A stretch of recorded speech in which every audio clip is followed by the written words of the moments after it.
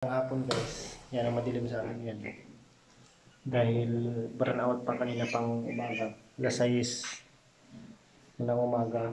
Tapos ang sabi lang hanggang alas 6 din ng gabi. Ngayon nung nagigib ako ng tubig doon, dyan sa puso. Nakita ko si Inang tsaka si Tang bagawa ng basket. Para daw yun sa kwan sa ninang yata, regalo nila. Kasi sa kakasal yung anak nila eh. So, tingnan natin doon.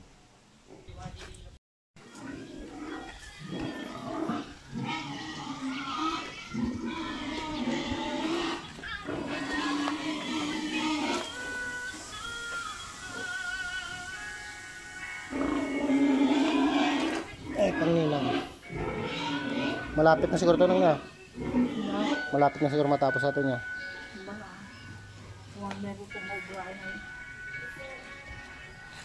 Regalo sa ninang daw 5. Limang ganitong basket.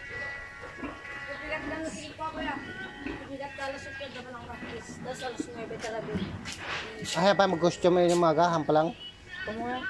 Mga pa siguro ba kay gabi mo tiko na. Practice pa lang ang real ko. Practice pa lang.